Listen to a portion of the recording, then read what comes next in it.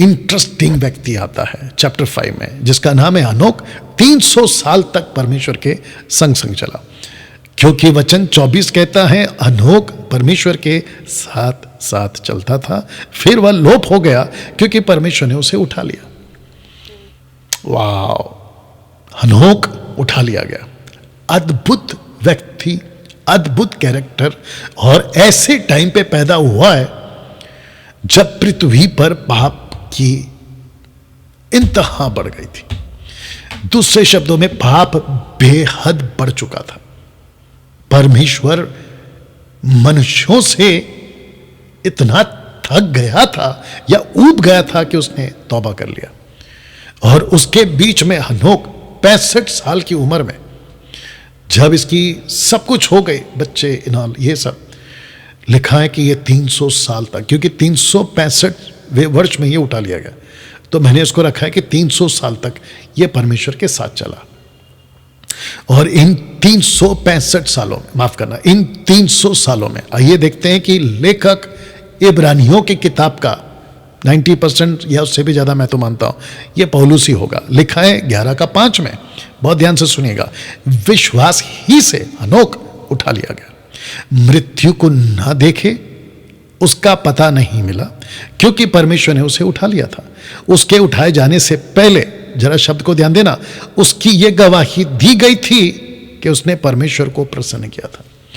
अब एक क्वेश्चन है मेरा, लेखक जो कि 100% जूइश है, जुडियाज्म से बिलोंग करता है, लेखक यहूदी है, और यह पक्का पौलुस है जिसको मैं आपको अभी थोड़ी देर पहले बोला। ये कहता है कि हनोक की गवाही दी गई। मेरा क्वेश्चन है, मूसा ने इस हनोक के बारे में, उसकी गवाही के बारे में, उसका 300 साल का जीवन कैसा था, ये क्यों नहीं लिखा? ये क्यों नहीं लिखा? क्वेश्चन है ना।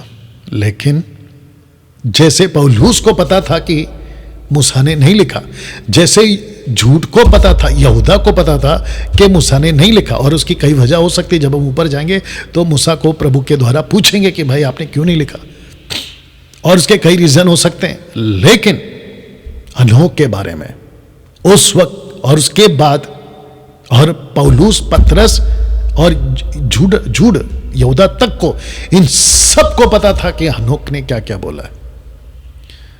और ताज्जुब की बात यह भी है कि बहुत सारी बातें जो पौलुस को पता थी उसने भी नहीं लिखी, पतरस को पता थी उसने भी नहीं लिखी, झूठ को पता थी उसने भी नहीं लिखी। बस इन्होंने क्या किया है कि कुछ कुछ अंश को उठाया और अपने अपने लेटर्स को लिखते वक्त में उन्होंने लिख दिया। अब उसकी कई वजह हो सकती है, वो जेल में थे, उनके पास वक्त नहीं था। ऐसा भी हो सकता है कि अगर वो लिख रहे हैं तो उनका पन्ना खत्म हो गया, शाही खत्म हो गई, उनका तरीका जो लिखने का जो भी उस वक्त में होता था वो यंत्र खत्म हो गया, साधन खत्म हो गया। या फिर ये भी हो सकता था कि जब वो लिखने बैठे हैं या कुछ प्रकाशन मिलता है या उनको जो जानकारियाँ थी, पता चला कि उनको अभी है ना कहीं और शिफ्ट कर रहे हैं जेल के अंदर, या उनको कहीं और भेज रहे हैं, या उनके ऊपर अत्याचार हो रहा है, हमको नहीं पता। लेकिन उन्होंने नहीं लिखा। तो इसकी कौन कौन सी गवाही है इस व्यक्ति के पास या इस घटना के पास, हम सीखेंगे। अब हम पहुंच गए 6वें अध्याय में। अब आपको पता चल रहा होगा कि फटाफट अध्ययन का कॉन्सेप्ट मैं ऐसे चलाऊंगा थ्रू आउट मलाकी की किताब तक। ओके, तो अध्याय 6 में एक विचित्र घटना घटती है जो कभी आप और हम कल्पना तक नहीं कर सकते, और वो घटना है नेफिलिम, जिसका अर्थ होता है द फॉलन वंस। नेफिलिम का मतलब ही है फॉलन वंस, जिसका हिंदी अनुवाद दानव, जाइंट्स इंग्लिश में। और ये चित्र मैं आपको रखता हूं ताकि मैं आपको कनेक्ट कर सकूं, ऐसा कुछ, ठीक है ना। नेफिलिम, दानव। नाउ उत्पत्ति की पुस्तक उसका 6वां अध्याय वचन 1 आपके लिए मैं पढ़ने जा रहा हूं। लिखा है कि पृथ्वी पर मनुष्यों की संख्या बढ़ती रही, संख्या बढ़ती रही। इसके बीच में कुछ हजार सालों का गैप है। ये जब वचन आप पढ़ रहे हो तो आपके दिमाग में रखना 130 वाला पुराना आदमी आदम, जब उसने सेत को पैदा किया, 130 वाला पुराना आदम, 130 वाला पुरानी पृथ्वी, और जब यहां तक पहुंच रही है तो 1000 साल का भी से भी ज्यादा का गैप है, 1000 ईयर्स का गैप है। और आप संख्या लगा सकते हैं, जब लेखक लिख रहा है, मूसा कहता है कि पृथ्वी पर मनुष्यों की संख्या पर, पृथ्वी पर, ना कि किसी देश में, ना किसी कंट्री में, लेकिन लिखा है पृथ्वी पर संख्या बढ़ती रही। अब अंदाजा लगाओ पूरी पृथ्वी कितनी ज्यादा पापी हो गई होगी। आइए पढ़ते हैं। उन लोगों के लड़कियां पैदा हुए, उन लोगों की लड़कियां पैदा हुई, परमेश्वर के पुत्रों ने देखा कि ये लड़कियां सुंदर है। अब ये परमेश्वर के पुत्र कौन है, इसके ऊपर वीडियो बना चुका हूं, लेकिन आज भी बहुत सारे पॉइंट्स को क्लियर करूंगा इन अ डिफरेंट वे। लिखा है कि परमेश्वर के पुत्रों ने देखा कि ये लड़कियां सुंदर है। तो देखा इसका मतलब क्या है, इसी पृथ्वी पर देखा।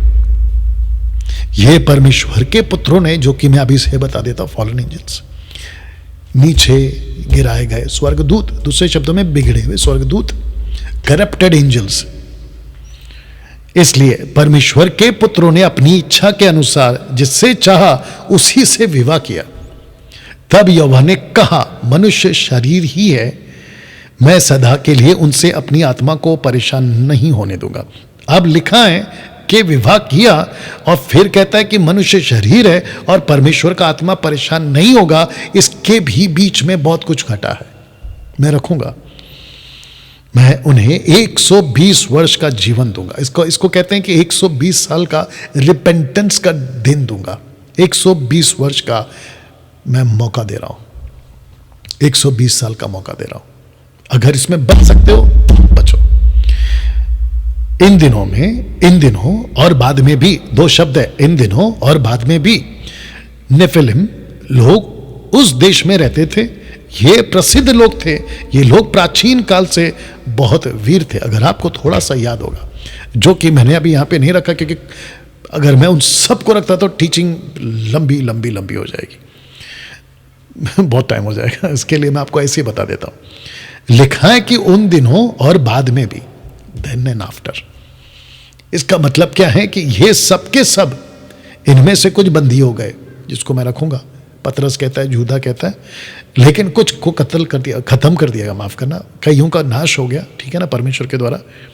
लेकिन इनकी उपस्थिति बाद में कैसे दिख रही है। गोलियात, उसके 4 भाई, जिसको कहते गतवासी, टोटल 5 थे, गोलियात और उसके 4 भाई। इसलिए दाऊद ने नाले में से 5 पत्थर उठाए। एक को तो उसने खुद मारा, लेकिन बाकी 4 को उसके भाइयों ने मारा, दाऊद के भाइयों ने मारा। यही वजह है कि उसने 5 पत्थर उठाए। सब कनेक्टेड है, सब लॉजिकल है, या इसको भी समझना होगा, ठीक है ना। और जब जासूस भेजे जाते हैं मूसा के द्वारा, यहोशू और कालेब और बाकी 10, उन्होंने क्या कहा, ऐसे नगर वहां हैं जहां दानव रहते हैं। जब हम वहां पहुंचेंगे तो उसको भी आपको डिटेल में बताएंगे, तो इसको भी दिमाग में रखिएगा। वचन 7, इसलिए यहोवा ने कहा, मैं अपनी बनाई हुई पृथ्वी के सारे लोगों को खत्म कर दूंगा।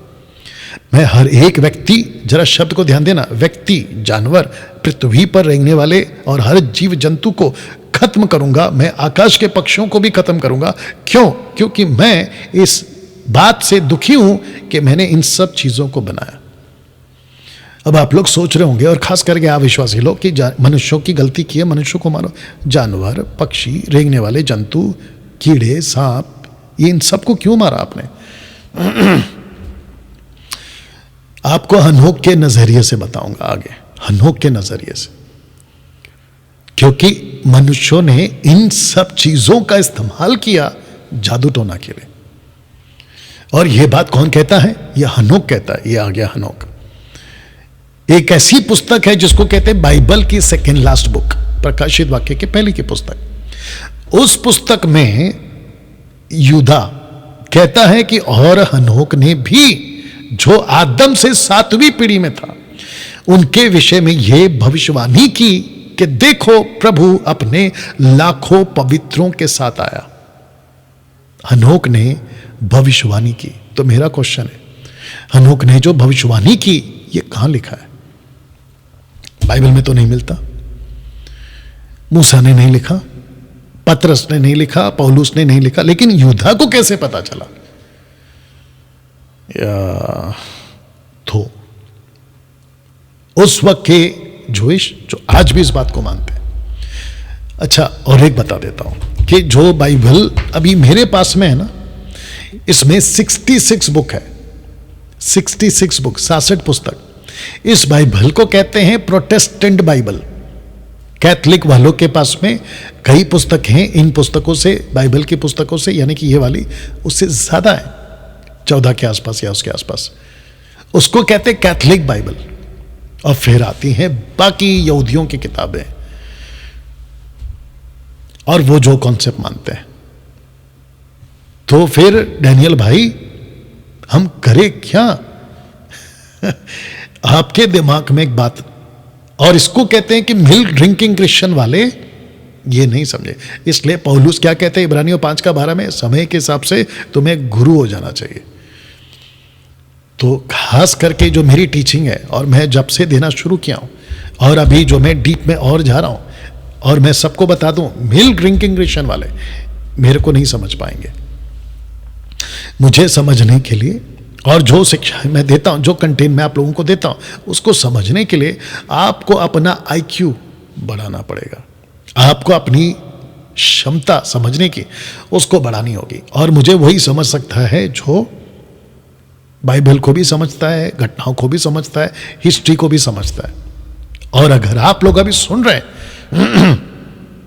तो बेस्ट है, खुद से ना तो कोई सवाल करो, ना अपने दिमाग को परेशान करो, चीजों को लो। जैसे पौलुस कहता है, अगर मैं गलत नहीं हूं, 1 थिस्सलुनीके 5वां अध्याय वचन 20, 21, 22 के आसपास में कहता है कि हर बात को परखो, जो अच्छी है उसको ले लो। आपको इन सब से क्या सीखने मिलता है वो ले लो, लेकिन इसके बाहर शारीरिक होकर, फ्लैश में आकर ऐसी कोई हरकत नहीं करना कि अरे डैनियल राज ने अनोख की किताब का जिक्र किया, उसका किया, इसका। अरे मैंने नहीं किया भाई, यूदा खुद कर रहा है। अगर इसने नहीं किया होता तो मुझे कहां से पता चलता कि इतिहास के पन्नों में अनोख ने भी कुछ लिखा है। इब्रानियों की किताब का लेखक, लिखने वाला भी कहता है कि अनोख ने गवाही दी। You understand? तो अब रखने जा रहा हूं जो मुझे विकिपीडिया से मिला, और वो है ये हनोक की किताब, जिसको कहते हैं पहली किताब, अध्याय नंबर 6। इसको मैं रखूंगा और इसको मैं पढ़ूंगा, इसलिए मैं चाहता हूं कि थोड़ा सा बारीकी से ध्यान दीजिएगा। और ऐसा हुआ कि जब मनुष्य की संतान बहुत बढ़ गई, आपको अभी बताया था मैंने उत्पत्ति, ये वाला, ये देखो, बहुत बढ़ गए। इसने भी इसी बात को लिखा, मनुष्य की संतान बहुत बढ़ गई, तब उन दिनों में उनके सुंदर और सुंदर बेटियां उत्पन्न हुई। बोला था कि नहीं बोला था? इसी बात को तो मूसा भी लिखता है। लिखा है कि बेटियां उत्पन्न हुई और स्वर्ग दूतों ने, मूसा को लिखना था ये, मूसा को पता था कि अगर मैं यहूदियों को लिख रहा हूं, इजरायलियों को, कि परमेश्वर के पुत्रों को, तो वो ऐसे समझ जाएंगे कि परमेश्वर के पुत्र मतलब angels, sons of God, daughters of man की जो वीडियो मैंने बनाई है उसमें जाके देख लीजिएगा। मैं बहुत डिटेल में गया, यहां नहीं जा सकता, बहुत लंबा हो जाएगा। स्वर्ग दूतों ने, जो स्वर्ग के संतान, अच्छा ये जो स्वर्ग दूत है ना, ये जो आधा र है ना, ये मेरा लैपटॉप उसको स्वीकार नहीं कर रहा, पता नहीं क्यों, तो इसलिए आपको एडजस्ट करना होगा। तो लिखा है जो स्वर्ग के संतान थे उनको देखा और उनकी लालसा की।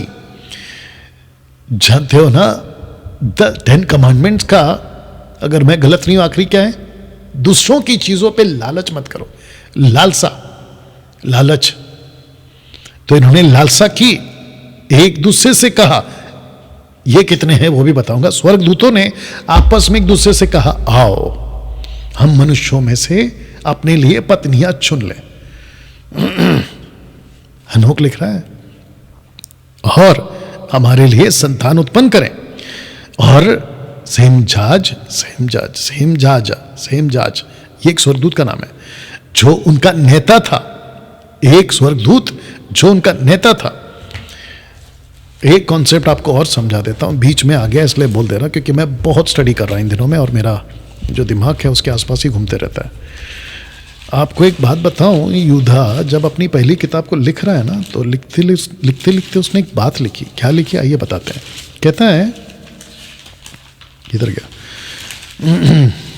या कहता है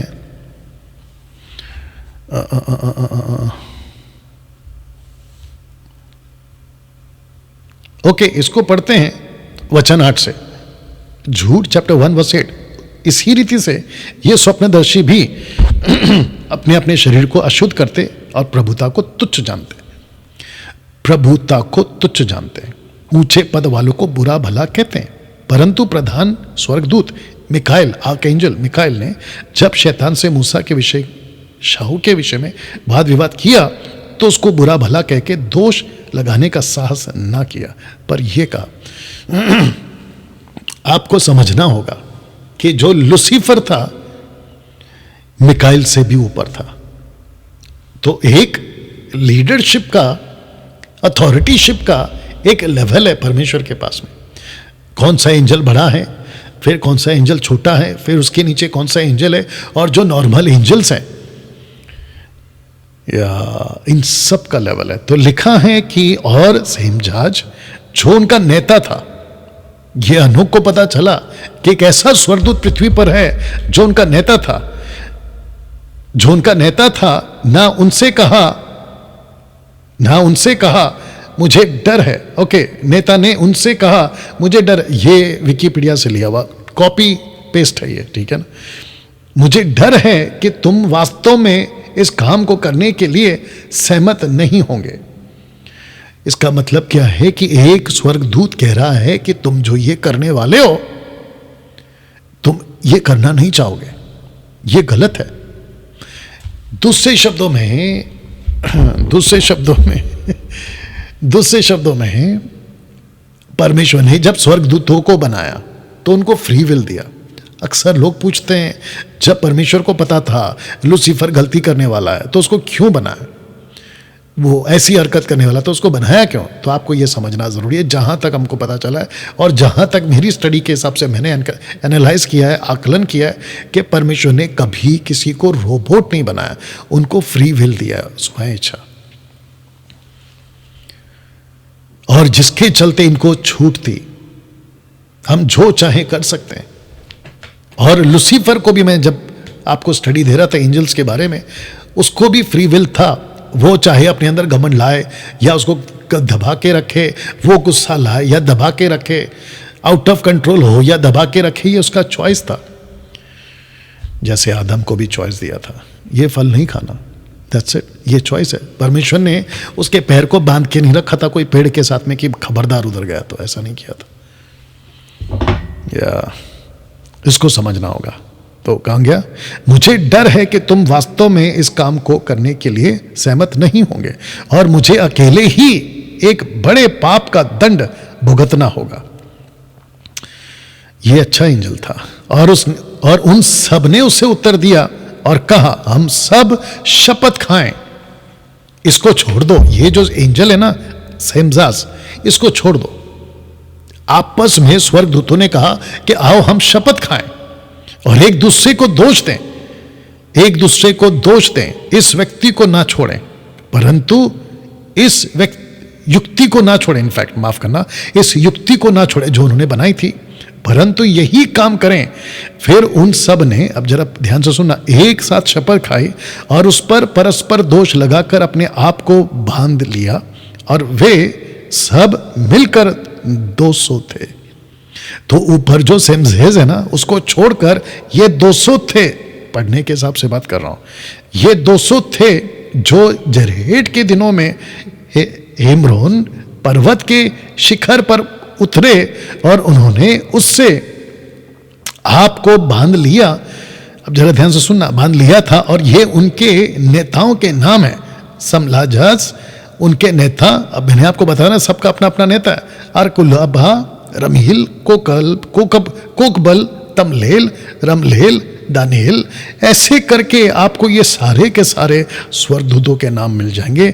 जो हनोक लिखता है, ये उनके 10 मुखिया हैं। वाह! अध्याय 7 का वचन 1, अनोख की किताब की बात कर रहा हूं। और उन सब ने अपने साथ स्त्रियां 42, हिंदी में गड़बड़ हो सकता है लेकिन मैंने कहा ना ये कॉपी पेस्ट है, स्त्रियां 42 और एक एक अपने लिए चुन लिया और उनके पास जाने लगे। जरा ध्यान दीजिएगा, जाने लगे, उनके साथ अशुद्ध हो गए। एंजल्स को मनुष्यों के साथ अशुद्ध नहीं होना था। ये 200 एंजल्स अनोख के हिसाब से, जिसका जिक्र हमको मूसा की किताब में लिखा हुआ नहीं मिलता, बहरशीत में नहीं मिलता, लेकिन अनोख को हम इसलिए रख रहे हैं क्योंकि अनोख का जिक्र पौलुस ने, पतरस ने, जूडा ने किया है, इसलिए मैं रख रहा हूं। ओके, और वहां से कुछ चीजें मुझको और आपको समझना जरूरी है, और अगर मैच होता है तो मैं उसको ले रहा हूं, अदरवाइज जैसे पौलुस ने कहा जो अच्छा ले लो और जो नहीं है छोड़ दो। आइए आगे बढ़ते हैं। चुन लिया, उनके पास जाने लगे, उनके साथ अशुद्ध हो गए, उनको टोना, अब जरा ध्यान देना, उनको टोना, जादू, जड़ काटना, जड़ रूट्स काटना सिखाया। ये जड़ क्या होता है? जमीन के अंदर पेड़ की जो जड़ें हैं उसको लेकर, आपको आज भी पता होगा, जादू करते हैं लोग, जादू होता है, और उन्हें पौधों से परिचित कराया। कौन से पौधे थे नहीं पता, लेकिन कुछ पौधों से उनको परिचित कराया, जैसे परमेश्वर ने कहा था कि ये पेड़ का फल नहीं खाना। ऐसी कुछ चीजें थी जो हमको नहीं पता, जिसको पौलुस कहता है कि मैंने ऐसे ऐसे दर्शनें देखे जिसका अपनी जबान पे लाना मेरे लिए उचित नहीं है। 2 कुरिन्थियों 12 अध्याय वचन 4-5 से आगे अगर आपने पढ़ा होगा, ये बोलता है पौधों से परिचित कराया और वे गर्भवती हो गईं। वाह! तो ऐसा कुछ जादू हुआ। आपको याद होगा ना, उसका नाम क्या है, याकूब की पत्नी राहेल, या आई गेस, और जब उसको पता चलता है कि जो मेरी बहन ने लिया उसको तो बच्चे दासियों को बच्चे हो रहे, तो एक लड़का था, जब वहां पे आएंगे तो बताऊंगा, उसको दूधा फल मिलता है मैदान में, उसको खाती है और वो गर्भवती हो जाती है। क्या लॉजिक है, क्या कनेक्शन है, नहीं मालूम, लेकिन यहां पे देखो, जो 200 स्वर्गदूत नीचे उतरे थे वो करप्ट हो गए, अशुद्ध हो गए। पहली बात लिखा है अशुद्ध हो गए। फिर उन्होंने जादू सीखा, या मनुष्यों को जादू सिखाया, ये भी बोल सकते हैं, जादू टोना सिखाया। और कहा, एक सेकंड दीजिए, और कहा इनको औरतों को खिलाओ, और उसके बाद लिखा है कि वो गर्भवती हो गई, उनके बड़े बड़े दाना उत्पन्न हुए। जरा शब्द को देखिए, बड़े बड़े दाना उत्पन्न हुए, जिनकी लंबाई 3000 गणों की थी। उन्होंने मनुष्यों की सारी उपज को नाश कर डाला। जब मनुष्य उन्हें बनाए नहीं रख सके तो सदैव तो दैत्य उनके विरुद्ध हो गए और मानव जाति को निगल गए, और वे पक्षियों, पशुओं, सर्पों, कॉपी पेस्ट है ये, मछलियों के विरुद्ध पाप करने लगे। याद रखो मैंने क्या कहा था, इन सबको क्यों नाश किया, अब आपको कनेक्शन मिल रहा होगा। मछलियों के विरुद्ध पाप करने लगे, एक दूसरे को मांस खाने लगे और लहू पीने लगे। तब पृथ्वी ने अधर्मियों पर दोष लगाया। आपको पता होगा ना, रोमियो की किताब में पौलुस क्या कहता है, रेफरेंस याद नहीं आ रहा, कहता है कि पृथ्वी अभी भी परमेश्वर के जनों की, परमेश्वर के पुत्रों की प्रकट होने की बाट जो रही है। और परमेश्वर ने मूसा, माफ करना, आदम से क्या कहा था कि पृथ्वी तेरे कारण श्रापित है। तो ये जो पृथ्वी है ना, ये बात करती है उसके हिसाब से। ऐसी बहुत सारी चीजें हैं जो जादू टोना से कनेक्टेड है। इसको रखकर, और यहां पे चैप्टर 8 में आने से पहले एक काम करते, उसको पहले पढ़ लेते हैं। लिखा है कि अजाजेल ने मनुष्यों के को तलवारें, छुरियां ढाले। अजाजेल आपको याद होगा, ये एक स्वर्गदूत है अजाजेल। जब आरून एक बकरे को छोड़ देता है जंगल में।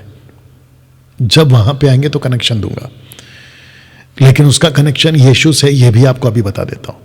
अज़ाज़ेल ने मनुष्यों को तलवारें, छुरियां, ढालें, झिलमे बनाना सिखाया।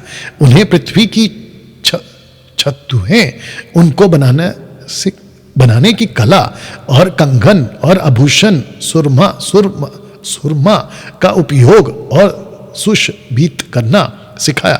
पलकें और सभी प्रकार के महंगे पत्थर, सभी रंग, टिंचर और बहुत अभक्ति फैल गई। बाप रे, इन सब का कनेक्शन एक जादूटोना से।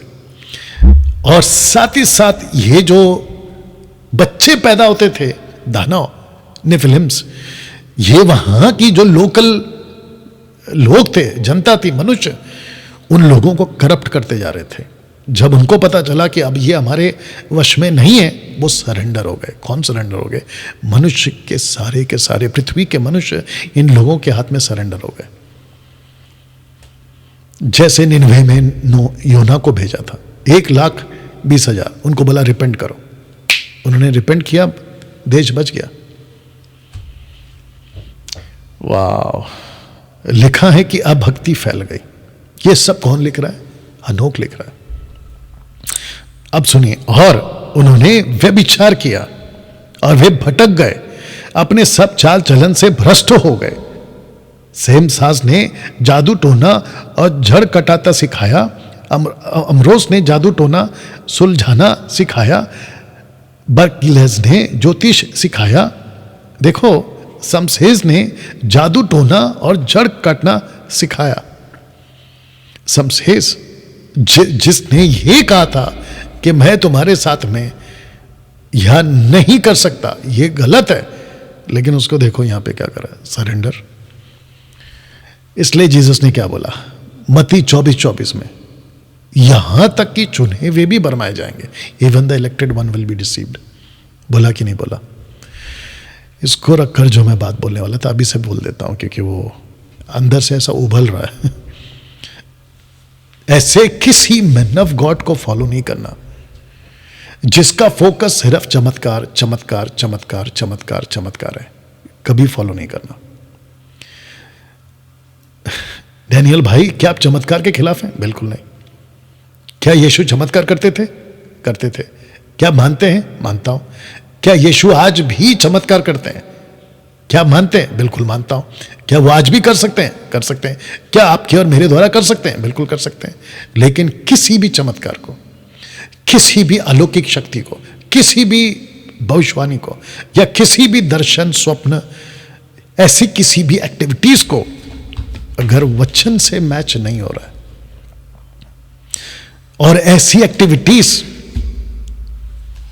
एक वचन पढ़ने के लिए अगुवाई हो रही है, दिमाग में आ रहा है। इब्रानियों की पुस्तक, उसका 13 अध्याय,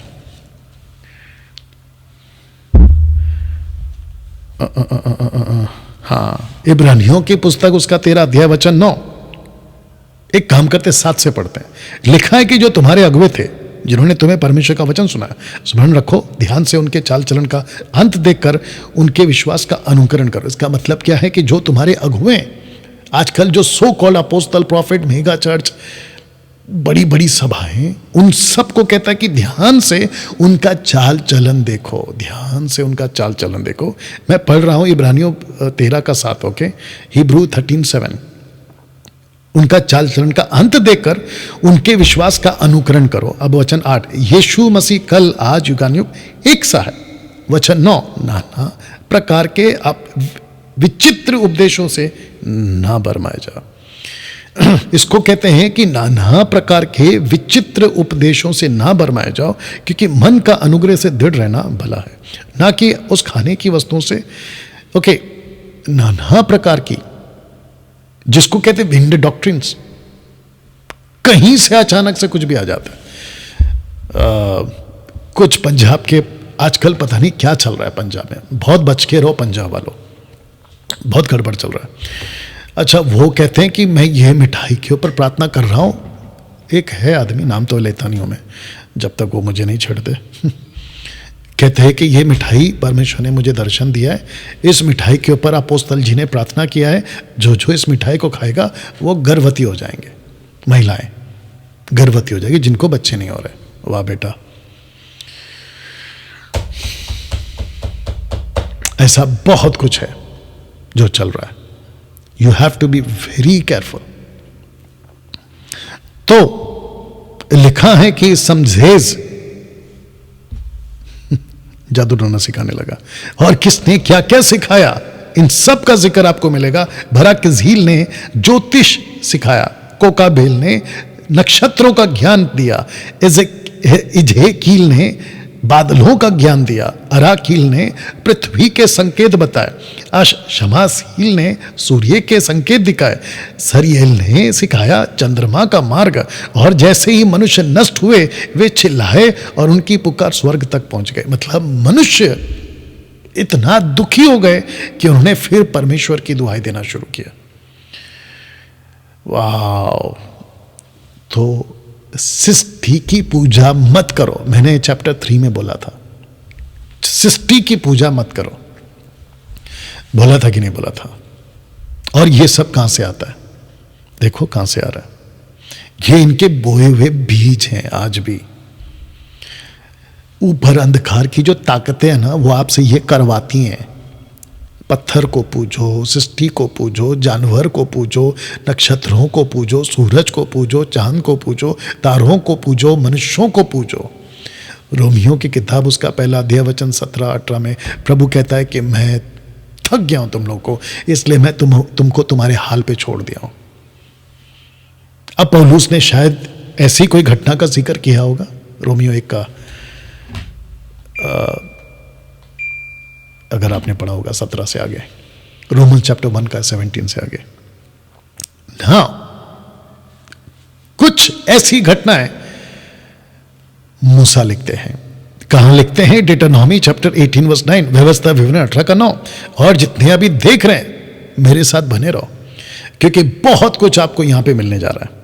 लिखा है कि जब तू उस देश में पहुंचे जो तेरा परमेश्वर यहोवा तुझे देता है, तब वहां की जातियों के अनुसार घिनौना काम करने को ना सीखना।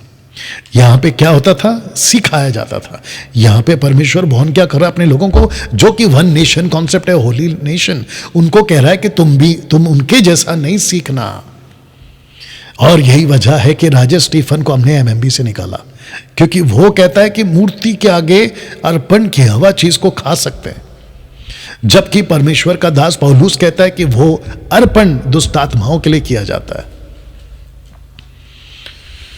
ना सीखना। वचन 10, तुझ में कोई ऐसा ना हो जो अपने बेटे व बेटी को आग में होम करके चढ़ाने वाला हो। आपको याद होगा ना, जो बच्चों की बलि चढ़ाते हो, जिसको कहते हैं आग में फेंक देते हैं। राजा सुलेमान के टाइम पे मैंने आपको बताया था, वो 3 तरह के देवताओं की आराधना करता था, जिसमें से ये सब उसने प्रैक्टिस की थी। आपको याद आ गया होगा, आगे भी बताऊंगा, मतलब जब वहां पहुंचेंगे। बेटी को आग में होम करके ना चढ़ा लेना। वह भावी कहने वाला, वह शुभ अशुभ मूर्तों को मानने वाला, वह टोना, वह तांत्रिक, वह बाजीगर, वह ओछों से पूछने वाला, वह भूत साधने वाला, वह भूतों को जगाने वाला, भूतों को जगाने वाला। इसको कुछ ट्रांसलेशंस पे जब मैं पढ़ रहा था तो डेड सोल्स, मरी हुई आत्माएं। आपको याद होगा राजा शाऊल एक औरत के पास गया, first king of the Israel. उसने कहा सुलेमान को बुलाओ, माफ करना सैमुएल को बुलाओ। याद आया कुछ? ऐसा नहीं होता है, लेकिन वो परमेश्वर था जिसने सैमुएल को भेजा, बोला जाओ उससे बात करो। यह अलग कॉन्सेप्ट है, लेकिन यहां पे इसकी प्रैक्टिस कराई जाती है। लेकिन आते कौन है? बहुत ध्यान से सुनना। सृष्टि का एक नियम है, प्रकृति का एक नियम है, परमेश्वर का मनुष्य के लिए एक नियम है। हिब्रू चैप्टर 9 वर्स 27 के हिसाब से, एक्लेसियास्टिक चैप्टर 12 वर्स 7 के हिसाब से मनुष्य पैदा होता है, मनुष्य मरेगा, और मरने के बाद में उसकी आत्मा परमेश्वर के पास, या तो न्याय के लिए, अनंत काल के लिए नरक, या तो न्याय के लिए अनंत काल का स्वर्ग, अगर उसने अच्छे काम किए। लेकिन इस प्रकृति का नियम ये नहीं है कि कोई मरा हुआ आदमी को तुम ऐसा कोई जादू करके उसको बुला लो। लेकिन यहां पे ये प्रैक्टिस कराई जाती थी क्योंकि दुष्ट आत्माएं उसकी नकल करती। और यीशु ने क्या कहा यूहन्ना 8:44 में, शैतान झूठ का बाप है। दुष्ट आत्माएं झूठ बोलती हैं, भूत जगाने वाले। वचन 12, क्योंकि जितने ऐसे ऐसे काम करते हैं वे सब यहोवा के सम्मुख घृणित है। उन्हीं घृणित कामों के कारण तेरा परमेश्वर यहोवा उनको तेरे सामने से निकालने पर है। वचन 13, तू अपने परमेश्वर यहोवा के सम्मुख सिद्ध बना रहना। वे जातियां जिनका अधिकारी तू होने पर है, शुभ अशुभ मूर्तों को मानने वालों और भावी कहने वालों की सुना करती हैं, परंतु तुझको तेरे परमेश्वर यहोवा ने ऐसा करने नहीं दिया। वो करते थे उन दिनों में, कैनानाइट्स, कनान के लोग करते थे, और वो सब कुछ करते थे जो आपने अभी यहां पे देखा। तो किसने सिखाया? फॉलन एंजल्स, दुष्ट आत्माओं ने सिखाया। कितने लोग समझ रहे हैं मैं क्या बात कर रहा हूं? दिमाग की बत्ती जल रही है? इसको रखकर और आगे पढ़ूंगा मैं वचन 15।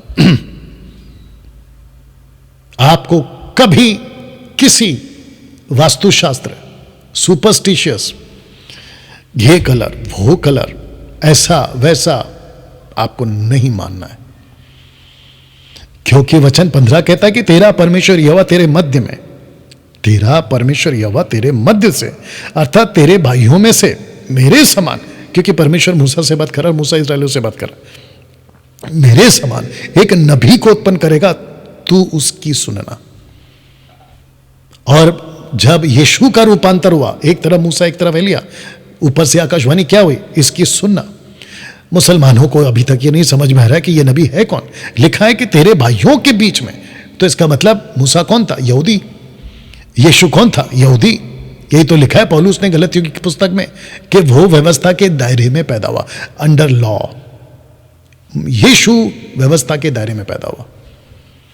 आप लोगों को इसकी स्टडी करने की जरूरत है, मुसलमानों, या खास करके सो कॉल्ड स्कॉलर्स जो अनाप शनाप बकते रहते हैं।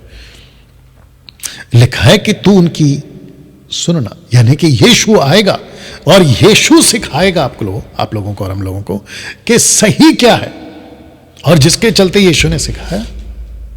और यही वजह है कि इस प्लेनेट के ऊपर हम किसी प्रकार का कोई सुपरस्टिशियस, वास्तुशास्त्र, ये वाला वो वाला, पहला पैर दूसरा पैर, फिंगर क्रॉस, नंबर्स नहीं मानते।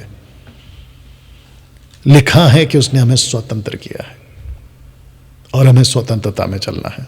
आई गेस गलातियंस चैप्टर 5:1, अगर मैं गलत नहीं हूं ना। वापस आते हैं चैप्टर 9 में, अनोखी पुस्तक पर। लिखा है कि तब मिकाएल, जब पृथ्वी पे लोगों ने पुकारा, उनकी पुकार स्वर्ग तक पहुंची, तब ये 4 एंजल्स आते हैं।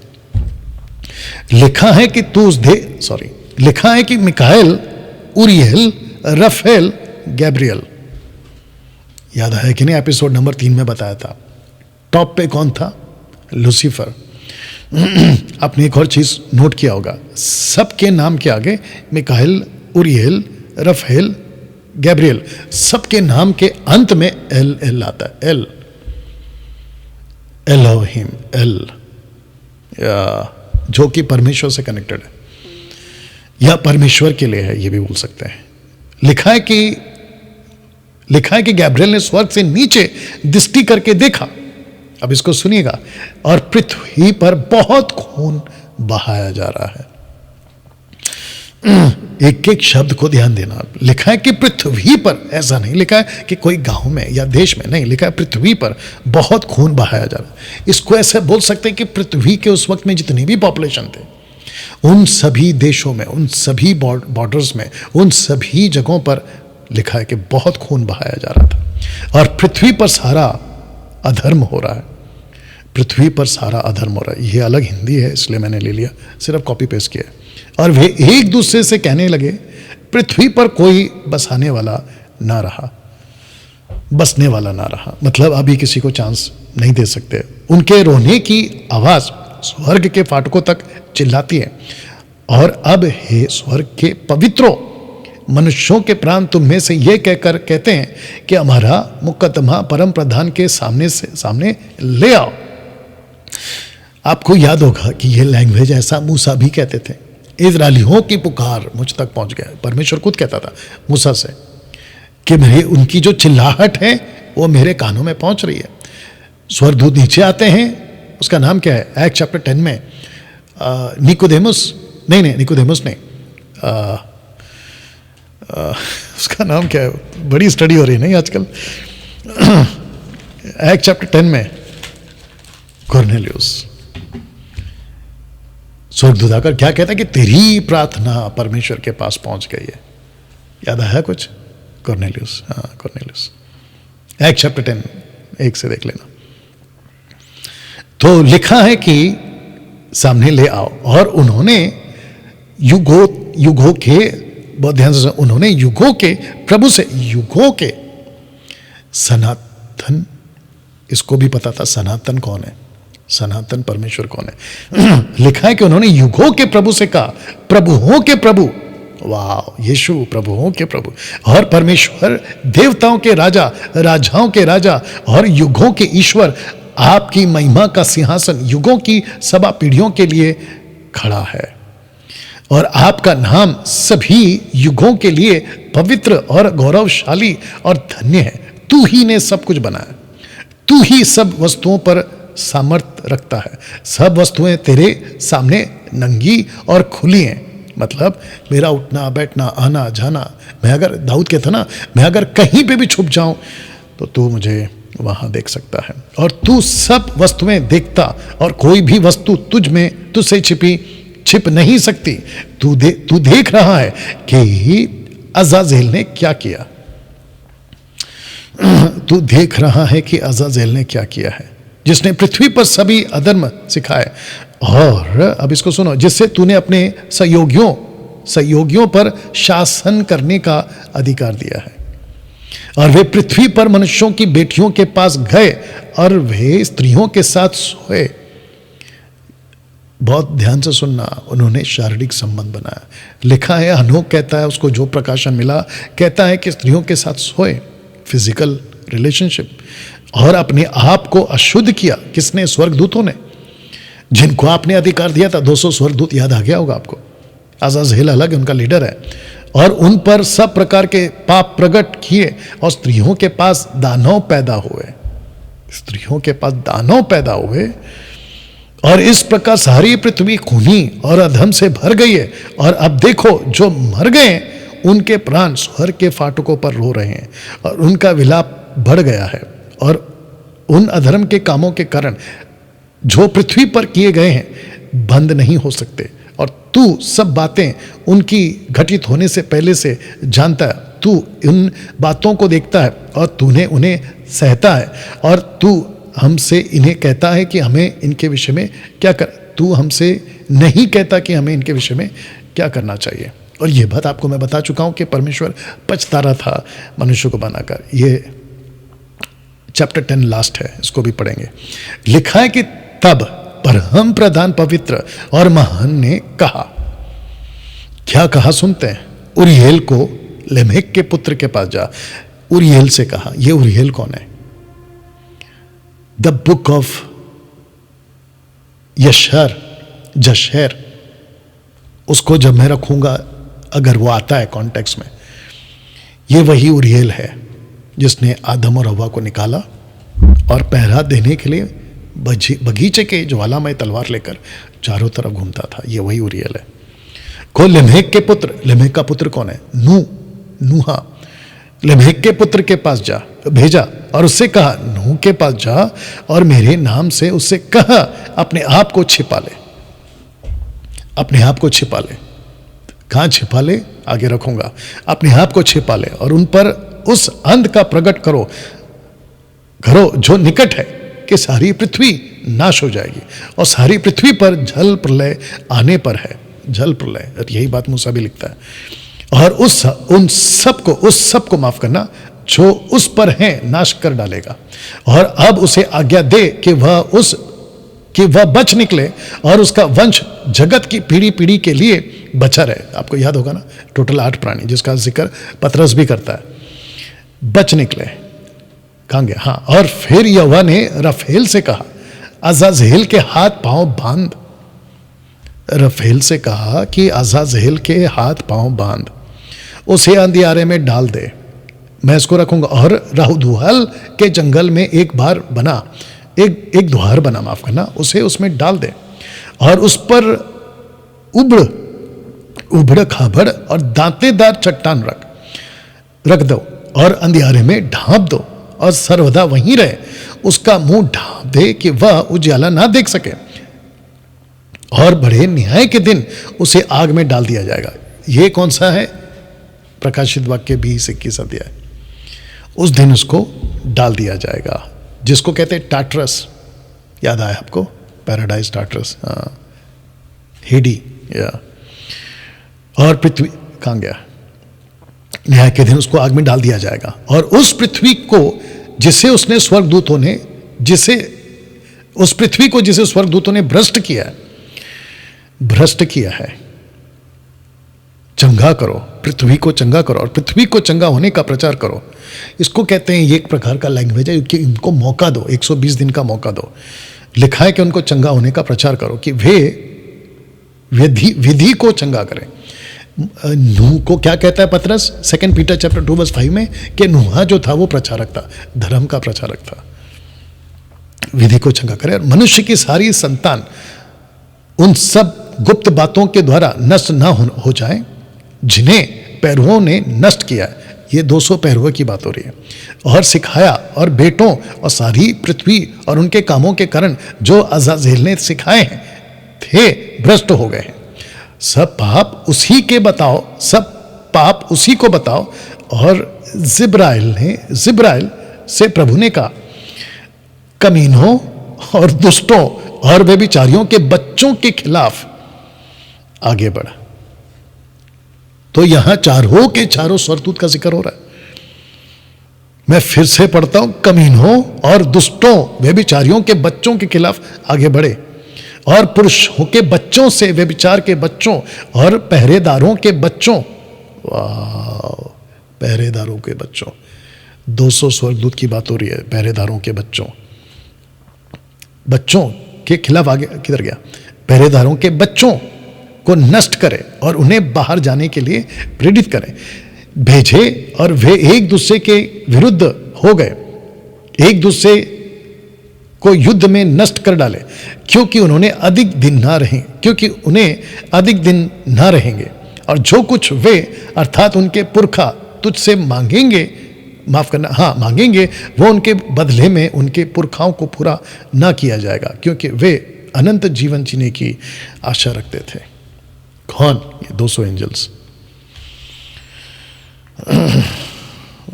इसको भी पढ़ के खत्म करते हैं। लिखा है कि उनमें से एक 500 वर्ष जीवित रहेगा। यहोवा ने 500 वर्ष का जिक्र क्यों? क्योंकि भोट को बनने में 500 वर्ष नहीं, ये गलत है। फिर ये शेर की पुस्तक में लिखा है 5 वर्ष लग गए नूह को जहाज बनाने में, 500 वर्ष जीवित रहेंगे। यहोवा ने मिकाएल से कहा, जा समझेजा और उसके साथियों को बांध ले जो स्त्रियों के साथ मिल गए हैं।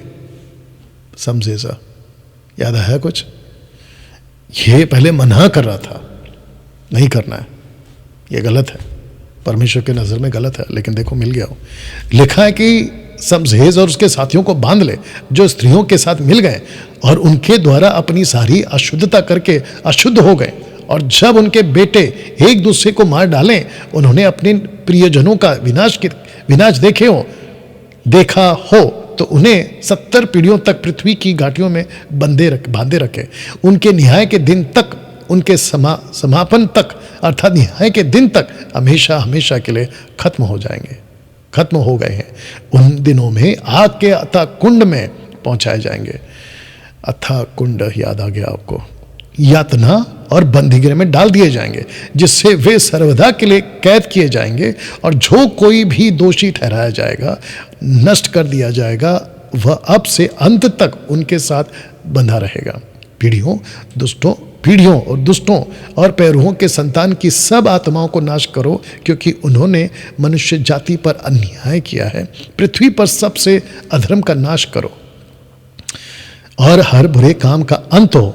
धर्मी, जरा शब्द को ध्यान देना, धर्म और सत्य का पौधा प्रकट हो। यीशु को बाइबल क्या कहती है? सीड, बीज। मत्ती का 13 अध्याय याद आ गया आपको? अच्छा बीज याद है कुछ? तो लिखा है धर्म और सत्य का पौधा प्रकट हो, वह अधिक आशीष ठहरे। धर्म और सत्य के कार्य सदैव सत्य और आनंद में बोए जाएंगे। ना इन सब को पत्रस क्या कहता है, आइए इसको भी पढ़ लेते। लिखा है पहला पत्र 3:19-20 में, उसी में उसने जाकर कैदी आत्माओं को भी प्रचार किया। अब आपको पता चला जब आप यहां पे पढ़ रहे थे, तो ये कैदी आत्माओं को भी प्रचार किया जिन्होंने उस बीते समय में आज्ञा ना मानी, जब परमेश्वर नूह के दिनों में धीरज धरकर ठहरा रहा और वो जहाज बन रहा था जिसमें बैठकर थोड़े लोग अर्थात 8 प्राणी के द्वारा बच गए। आप घटना को कनेक्ट करिए। अभी झूठ क्या कहता है ये सुनते। फिर जो स्वर्गदूत ने, माफ करना, जो स्वर्गदूतों ने अपने पद को स्थिर न रखा वरन अपने नीच निवास को छोड़ दिया, उसने उनको भी उस भीषण दिन के न्याय के लिए अंधकार में, जो सदा काल के लिए बंधनों में रखा। वाह दोस्तों, कैसा लग रहा है? अद्भुत है नहीं?